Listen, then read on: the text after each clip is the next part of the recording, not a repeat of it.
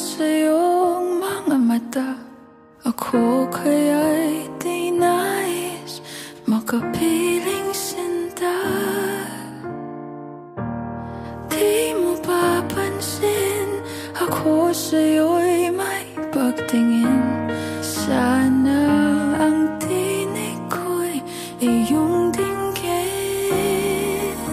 Ako ngayon'y hindi mapalagay, pagkat ang puso ko'y